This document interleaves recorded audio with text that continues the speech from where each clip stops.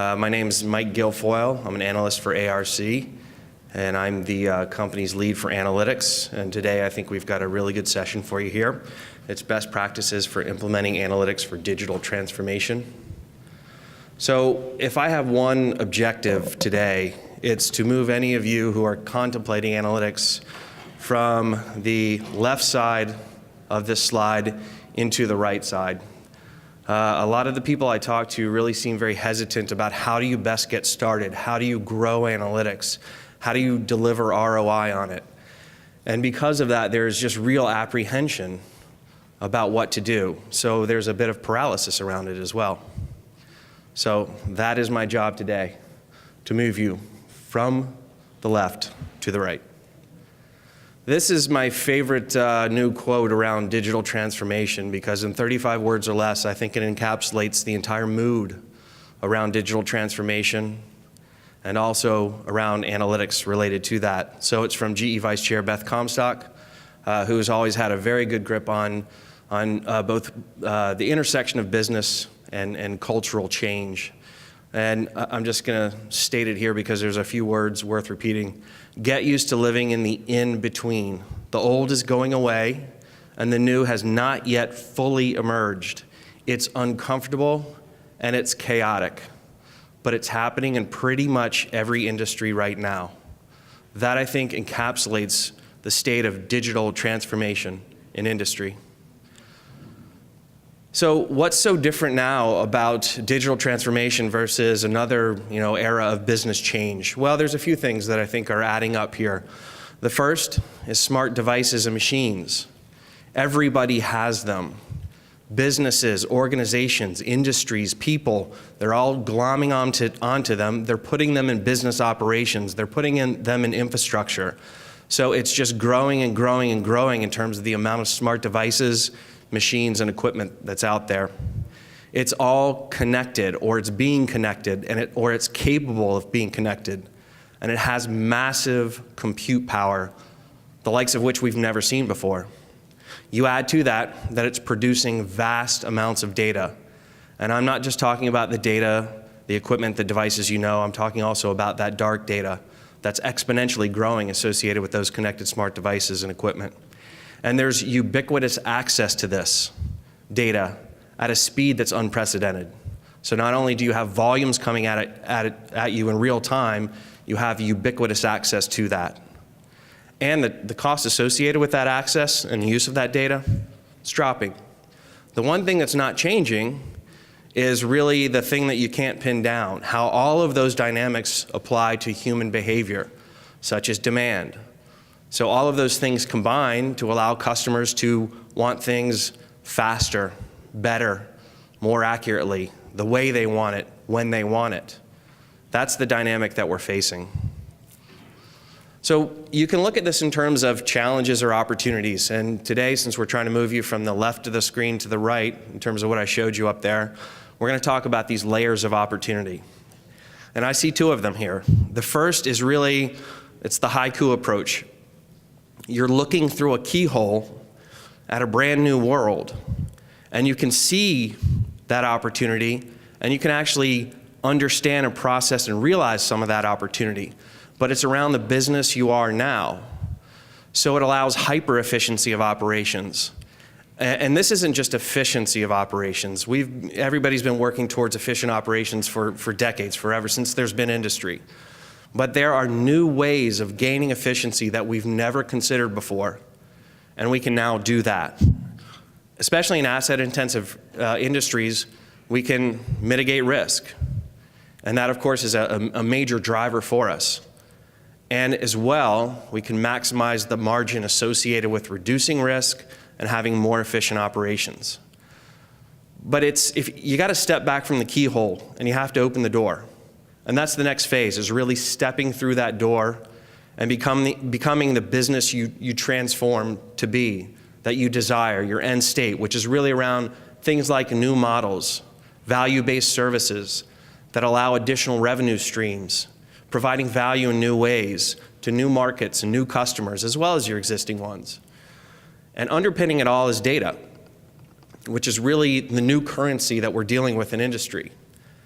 And analytics is critical to unlocking that currency because it allows you to leverage data and discover insights.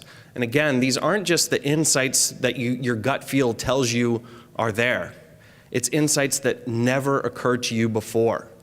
And you can take those insights and you can really deliver them to people, to systems, to devices that can act on those things proactively to drive that value that allows you to continually improve your business.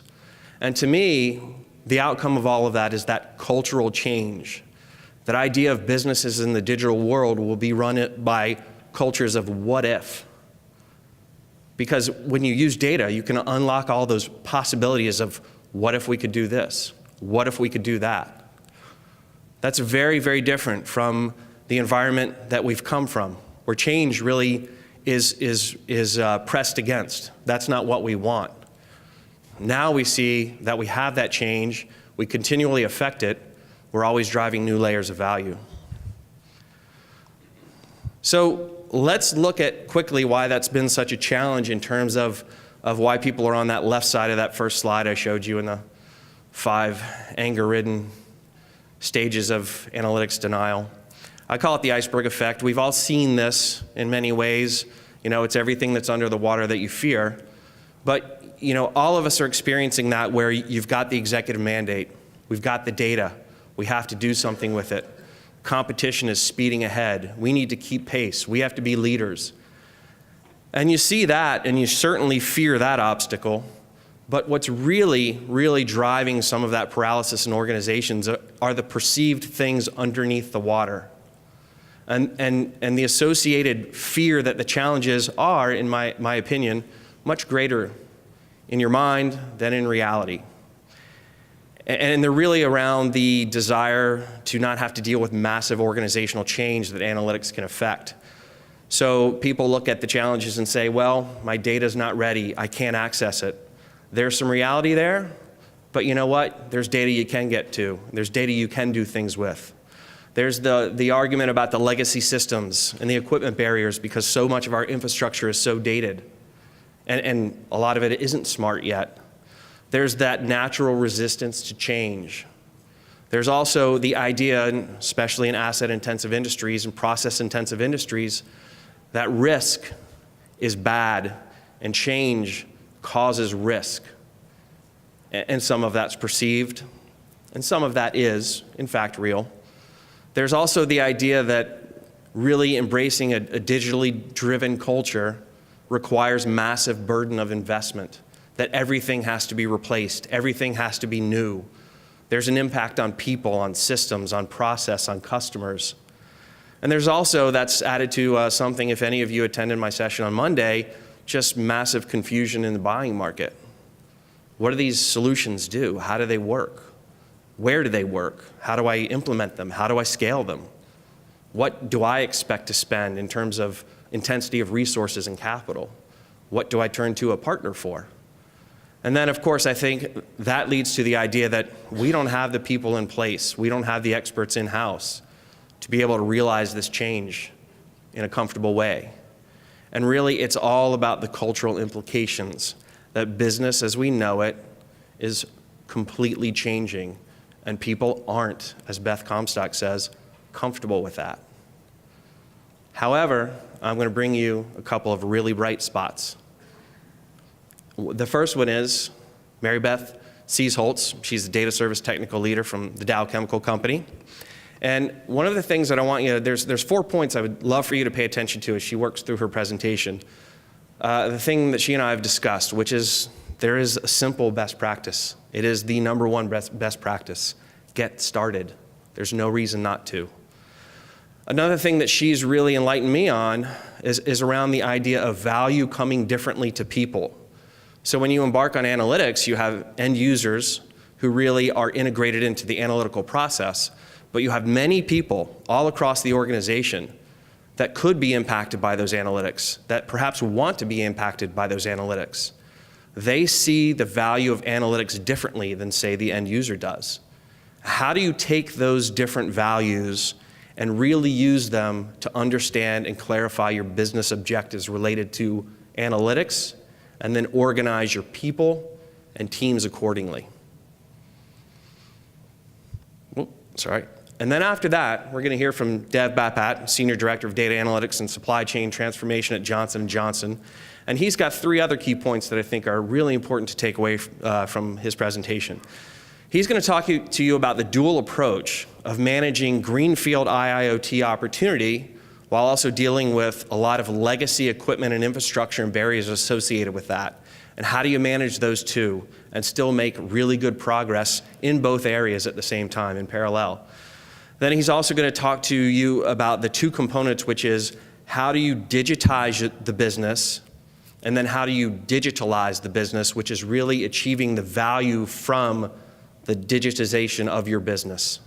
And then also the very pragmatic thing that he learned of the bottom-up approach and why it worked for him and Johnson & Johnson. Then we're also going to have a couple of folks join us as we work through a panelist session. The first one is Louis Halverson, who's the CTO of Northwest Analytics, who's currently working with Dow Chemical. And then also Chris Dobro, who's a Senior Vice President, Site Machine, and is currently assisting Johnson & Johnson. So of course, little plug, as you know here, ARC offers a wide breadth of products and services related to understanding how analytics works, how you go out and put it in your organization, how you source a solution. If you have any questions about that, please come see me afterwards. So with that, I will turn it over to Mary Beth. Thank you.